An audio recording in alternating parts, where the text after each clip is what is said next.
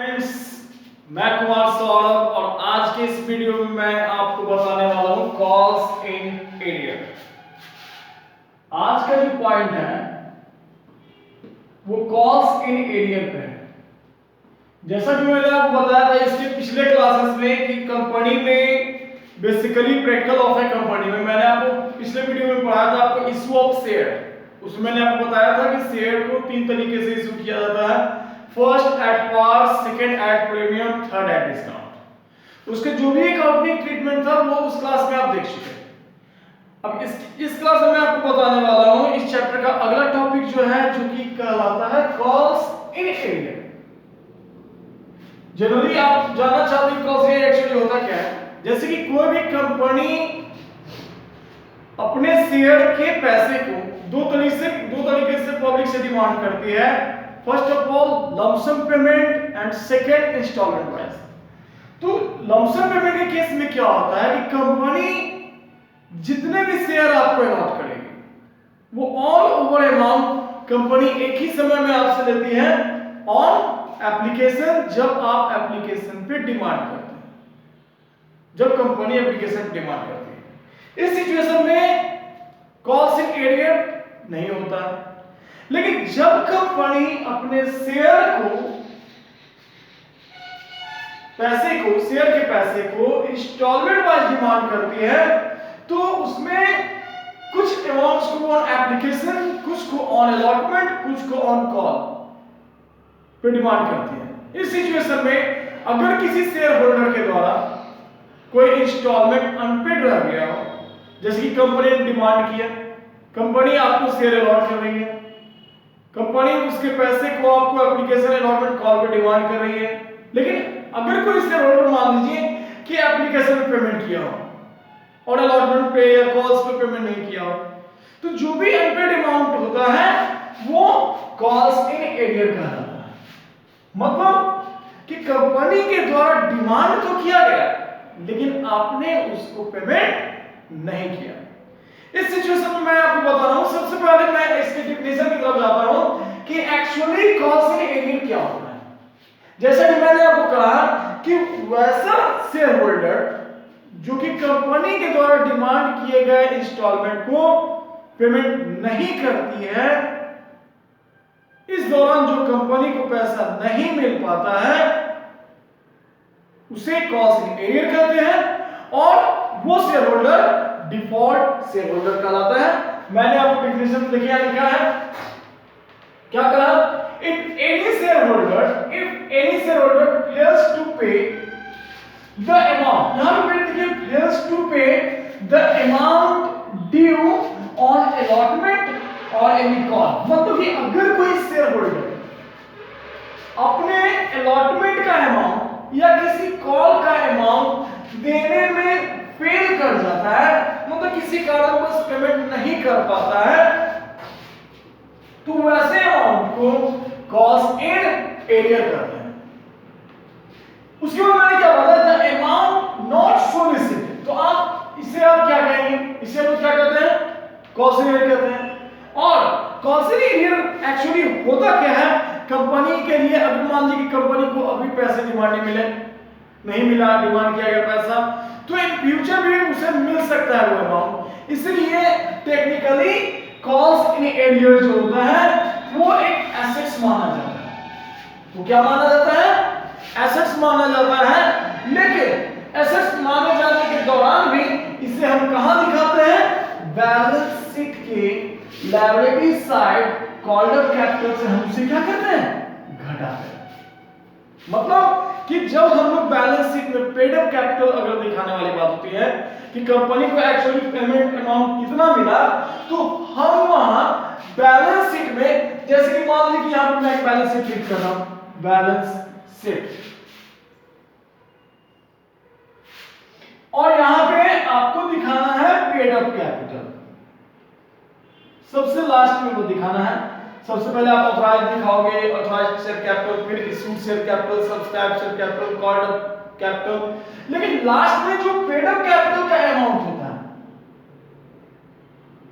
उसमें हम करते क्या है कि जितना भी शेयर कंपनी ने डिमांड किया, मान लीजिए कि कंपनी ने 10,000 शेयर डिमांड किए, और उस 10,000 शेयर के हिसाब से कंपनी का पैसा हुआ 1 लाख रुपया।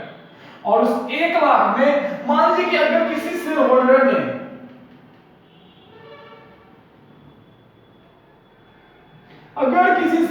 ने अपने 500 शेयर पे 5 रुपीज के रेट से कंपनी को पेमेंट नहीं किया, तो ये अमाउंट कहां जाएगा? कॉस्ट इन एरियर कहलाएगा।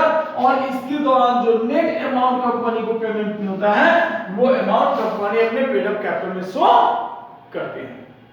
अब यहां पे हम देखेंगे कि कॉस्ट इन एरियर का अकाउंटिंग ट्रीटमेंट क्या होगा। यहां पे हम आपको बताना चाहते हैं कि कॉस्ट इन एरियर का अकाउंटिंग ट्रीटमेंट आपने यहां कहां देखा? बैलेंस शीट में। बैलेंस शीट में आपने देखा कि पेड अप कैपिटल में कॉस्ट इन एरियर को हम लोग क्या करते हैं? घटाते हैं। लेकिन अगर जर्नल एंट्रीज की बात हो, अगर मान लीजिए अगर जर्नल एंट्रीज की बात हो, किसी ने कहा कि भाई जर्नल एंट्रीज का क्या होता है, तो जनरली आपको जानना पड़ेगा कि क्या आप कॉस्ट इन एरियर का अकाउंट कुछ खोलते हैं? अगर जर्नल एंट्री रिकॉर्ड करते हैं तो कॉस्ट इन एरियर को दिखाते हैं या नहीं दिखाते हैं? तो ये आपकी मर्जी पे डिपेंड करता है कि क्या आप कॉस्ट इन एरियर को शो करना चाहते हैं या विदाउट शो किए कॉस्ट इन एरियर को शो करना चाहते हैं। मतलब कि आपकी मर्जी है कि जर्नल एंट्री तो कॉस्ट इन एरियर दिखाना है, तो आप कॉस्ट इन एरियर अकाउंट आप खोल भी सकते हो, या अगर आपको कॉस्ट इन एरियर नहीं दिखाना है तो आप कॉस्ट इन एरियर नहीं भी शो कर सकते हो। तो यहां भी इसका as journal entry accounting treatment हम दो तरीके से शो करते हैं।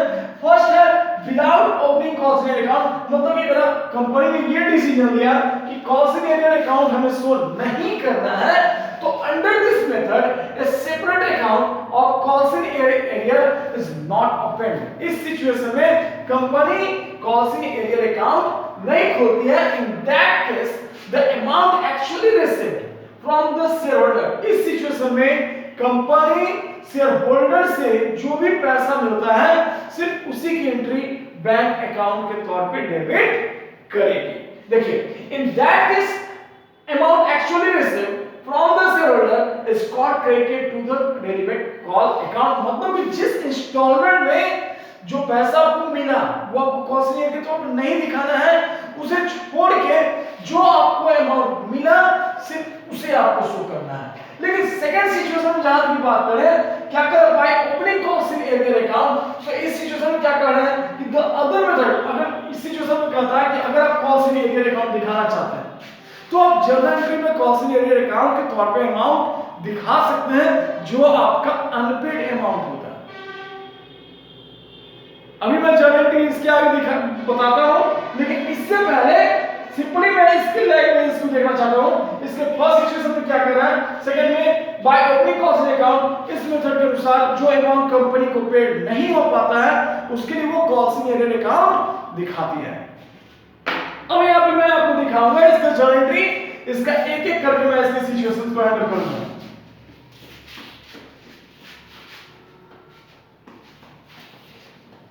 यहां पे मैं आपको बता रहा हूं कि मान लीजिए कि कॉस्ट इन एरियर अकाउंट आपको नहीं दिखाना है without opening cost in arrear account, तो इस सिचुएशन में आप इसका क्या अकाउंटिंग ट्रीटमेंट करेंगे।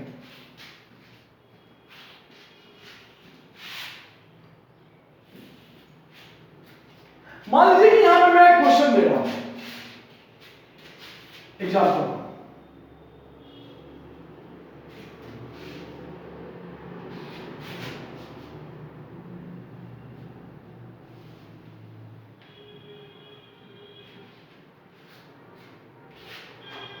यहां पर मैं एक एग्जांपल दे रहा हूं। मान लीजिए कि एक्स लिमिटेड एक कंपनी है। एक्स लिमिटेड ने क्या किया कि 10,000 शेयर और एक शेयर पे ₹10 डिमांड किया। अब यहां पे आप क्या करोगे, यहां पॉसिबल कुछ भी नहीं है। अगर मान लो कि आपने एप्लीकेशन कितने शेयर का किया, 8,000 शेयर का, मतलब कि आपके द्वारा सब्सक्राइब पब्लिक डिमांड कितना है, 8,000 शेयर का। क्योंकि यहाँ पे क्वेश्चन में कॉस्ट इन एरियर में इनसे कोई मतलब नहीं है कि आप इश्यू कितना कर रहे हो या लेटर कितने कर रहे हैं।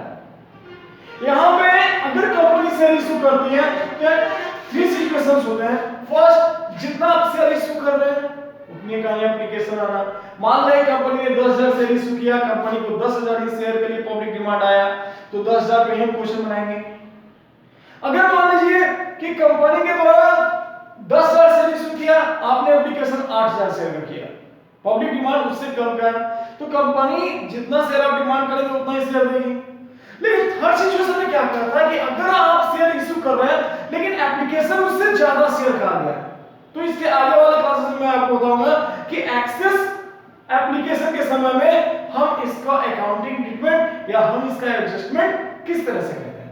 जनरली यहां पे मैं आपको दिखा रहा हूं कि मान लीजिए कि एक्स लिमिटेड कंपनी है, मैंने आपको क्वेश्चन दिया, एक्स लिमिटेड कंपनी है, 10,000 शेयर उसने इश्यू किया 10 के रेट से, पब्लिक डिमांड 8,000, मान लीजिए इसका अमाउंट इसने डिमांड किया on application 3, on allotment 4, on call 3। अब इसी 8,000 शेयर में मान लीजिए कि राम नाम का एक शेयर होल्डर है जिसने कि 500 शेयर पे एप्लीकेशन का पैसा दिया, लेकिन उसने अलॉटमेंट का पैसा नहीं दिया और कॉल का भी पैसा नहीं दिया, तो आप इसका क्या ट्रीटमेंट करोगे? इस सिचुएशन मैंने भी आपको बताया, first situation without opening costly account, अगर आपको कॉस्टली अकाउंट नहीं खोलना है तो उस सिचुएशन में जो आपको एक्चुअल अमाउंट रिसीव हुआ शेयर होल्डर के द्वारा, जो भी आपको एक्चुअल मिला, सिर्फ उस अमाउंट को दिखाते हैं। तो इसके जनरेट कैसे होगा? जैसे मान लीजिए 10,000 शेयर आपने इशू किया, एप्लीकेशन कितने का आया? 8,000 शेयर का, तो 8,000 के तहत एप्लीकेशन का अमाउंट कितना हुआ? 8,000 गुना 3, और इसको गुणा करो, एंट्री क्या होगा? Bank account debit to share application. दूसरा एंट्री क्या होगा? Share application account debit to share capital. अब यहां पर अमाउंट क्या होगा? 8,000 के हिसाब से 24,000 को मल्टीप्लाई करो 3 से, तो 24,000 अमाउंट आएगा आपका, और वही पैसा आप ट्रांसफर करोगे। सेकेंडली आपको क्या करना है? Allotment value. अलॉटमेंट वैल्यू में क्या होगा? जैसे आपका 4 रुपीस है, 4 रुपीस के केस में आप क्या करोगे अलॉटमेंट के वैल्यू में? तो एंट्री इसका क्या होगा?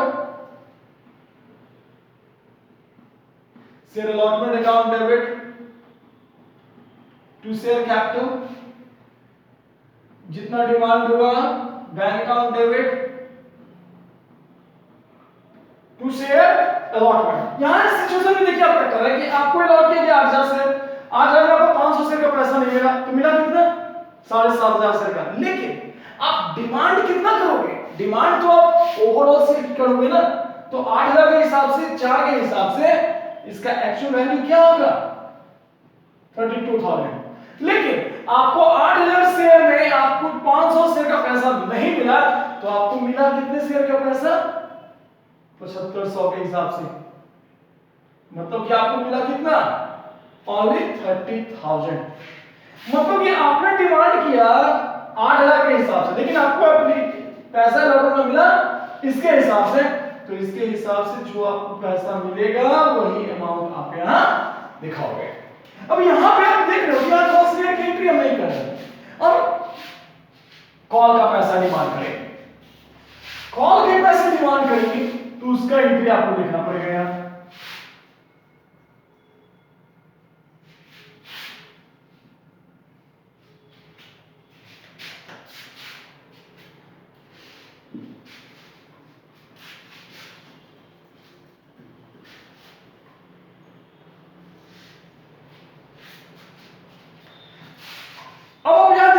हो कि टोटल पब्लिक को अलॉट कितना किया गया? 8,000 शेयर। 8,000 के हिसाब से कॉल का वैल्यू कितना है? 8,000 मल्टीप्लाई 8,000 मल्टीप्लाई 3 इक्वल टू 24,000। आप डिमांड कितना करोगे पब्लिक से? Share call account debit to share capital account. अब ये कंप्लीट हुआ, 8,000 के हिसाब से आपने डिमांड किया 24,000, लेकिन आपको मिला कितना? 7,500 शेयर का पैसा। तो जितना पैसा आपको मिलेगा उतने से आप बैंक को डेबिट करोगे, और टू शेयर कॉल, तो कितना हो गया? 7,500 शेयर 3 के हिसाब से आपको मिला आपको 22,500।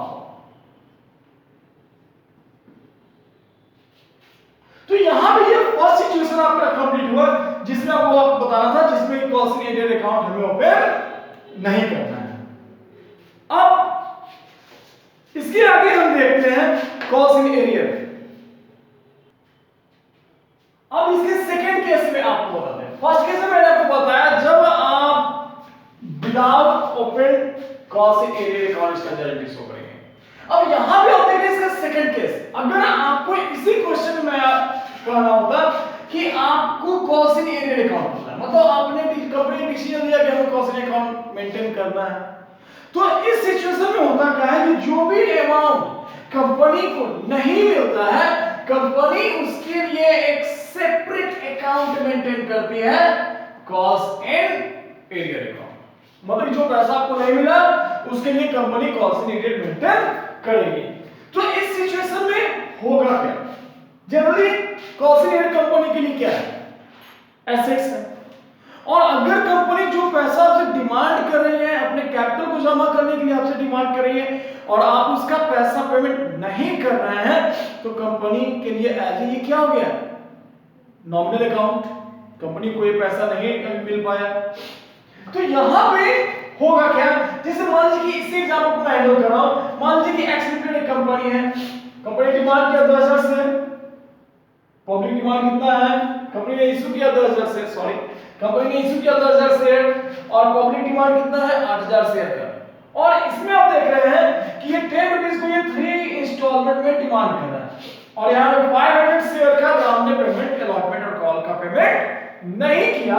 तो इस सिचुएशन में जो पैसा कंपनी को डिमांड नहीं होगा उसके लिए कंपनी एक सेपरेट अकाउंट मेंटेन करेगी, जनरल रिकॉर्ड करेगी कॉस्ट इन एरियर अकाउंट। कैसे?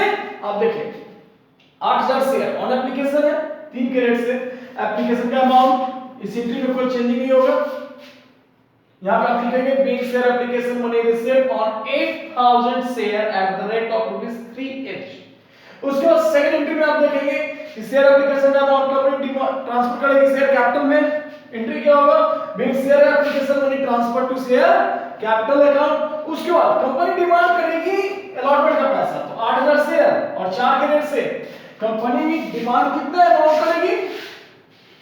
कंपनी डिमांड करेगी 32,000 का। कंपनी ओवरऑल 8,000 शेयर का पैसा डिमांड करेगी, लेकिन शेयर होल्डर ने उसे कौन सा अमाउंट नहीं पे किया? 500 शेयर का। तो इस सिचुएशन में करेंगे क्या? इसके लिए अनपेड अमाउंट के लिए एक सेपरेट मेंटेन अकाउंट मेंटेन करेंगे, कॉल से एरियर अकाउंट। कंपनी को ये पैसा नहीं मिला, इस सिचुएशन में नॉमिनल अकाउंट क्या करेगा? All expense and loss are debit. तो यहां पे बैंक वाली एंट्री में एक और अकाउंट डेबिट होगा, कॉस्ट इन एरियर अकाउंट। और ये डेबिट इसलिए होगा क्योंकि कंपनी को ये पैसा रिसीव नहीं हुआ है। तो अमाउंट कितना रिसीव नहीं हुआ? तो 500 शेयर का अमाउंट कितना? ऐसे आपको दिखाना नहीं, जनरली मैं समझाने की व्यू से यहां मैं आपको बता रहा हूं कि किस टाइप से आप शो करोगे। अब यहां पर देखो आप क्या करोगे? 8,000 शेयर अलॉटमेंट की एंट्री आपने देखी, कॉल का एंट्री क्या होगा? तो 8,000 शेयर के हिसाब से कॉल का पैसा आप डिमांड करो, तो एंट्री क्या होगा? Share call account debit to share capital account. तो 8,000 शेयर में कितना हो जाएगा? 8,000 शेयर के हिसाब से वो 24,000। ठीक है। अब इसमें जो पैसा कंपनी को मिलेगा, कंपनी बैंक अकाउंट को डेबिट, जो पैसा मिल रहा है बैंक के पास मिल रहा है, बैंक रिसीवर है। जो पैसा नहीं मिला, अनपेड रह गया, कंपनी के पास नहीं मिला, company nominal account all expense and loss are debit, cost in arrear account debit हो जाएगा and to share call account. तो यहां पे आप देख रहे हैं 8,000 शेयर के हिसाब से कितने पैसे उसने डिमांड किए थे? 24,000। शेयर कॉल में कितना जाएगा? 24,000। अब यहां पे जो पैसा आपको नहीं मिला, जो मिला सॉरी 8,000 शेयर में 500 नहीं मिला, तो 7,500 का मिला ना, तो 7.5 के हिसाब से 1 पे 3 रुपया, तो 7,500 शेयर कितना हो जाएगा? 22,500 रुपया।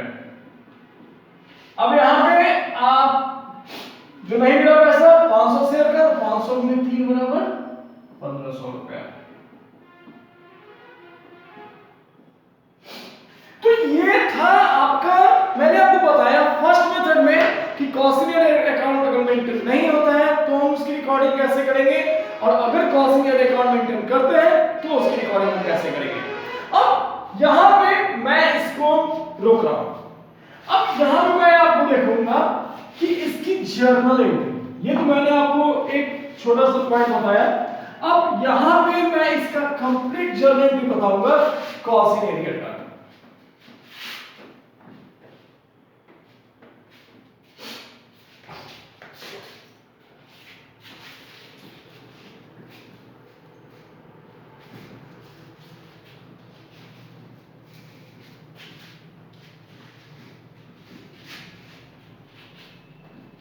देखिए कॉसिनियर का ओवरऑल जर्नल एंट्री क्या होगा ये आप समझेंगे।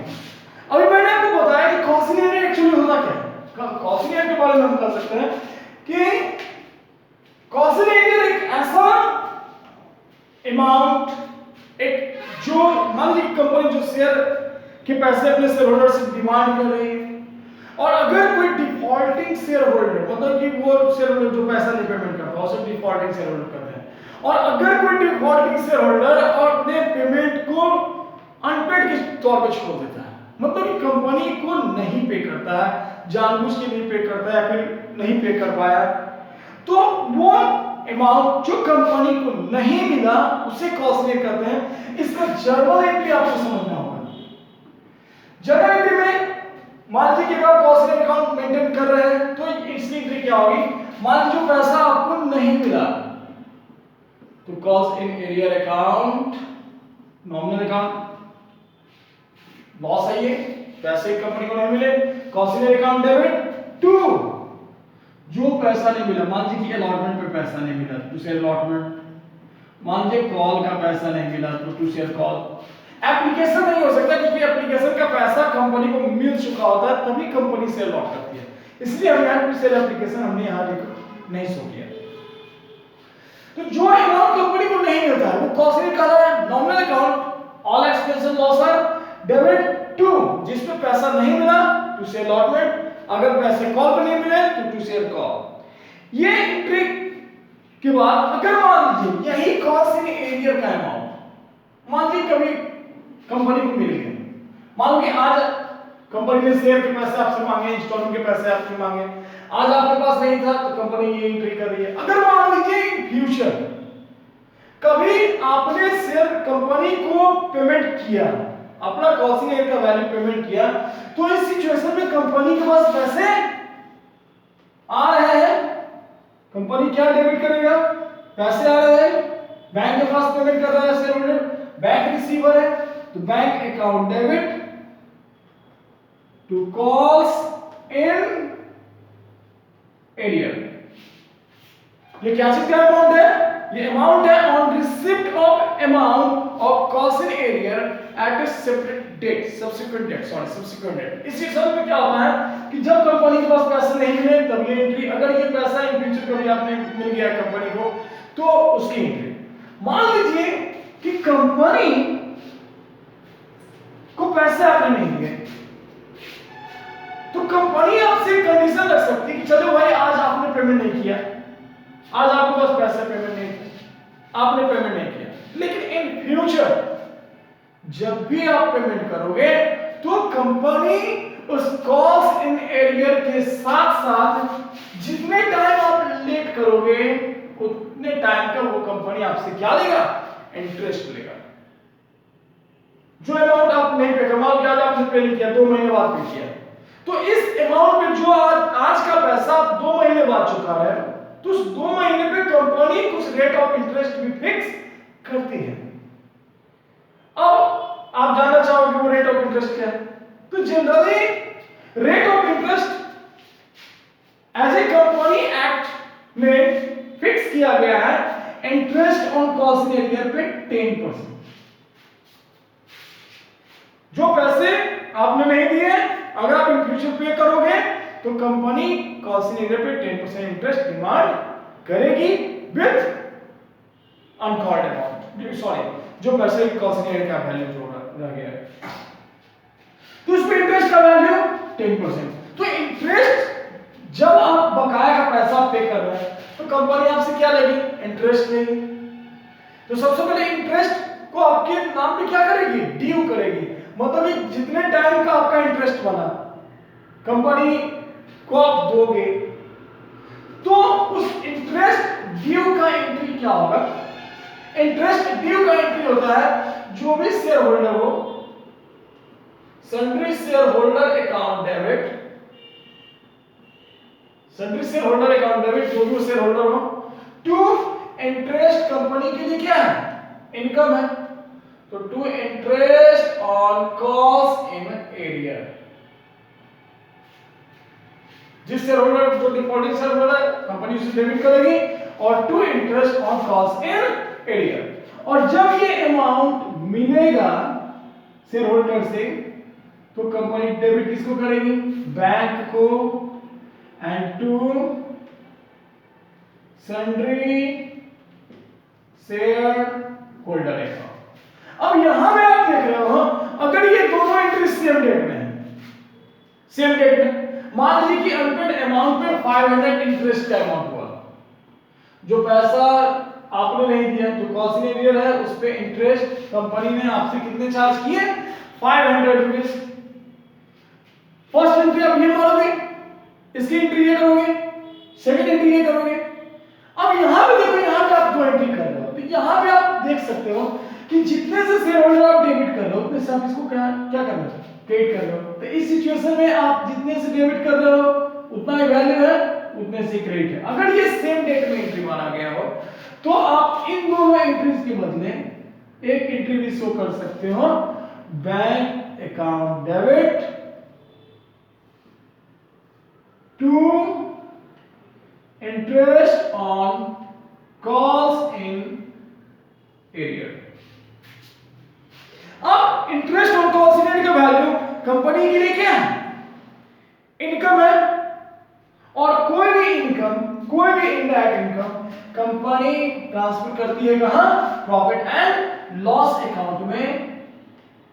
इस सिचुएशन में जनरली क्या होगा? इंटरेस्ट या इनकम था उसे हमने क्रेडिट किया, और जब हम इसे पीएल अकाउंट में ट्रांसफर करेंगे तो एंट्री होगा interest on cost in arrear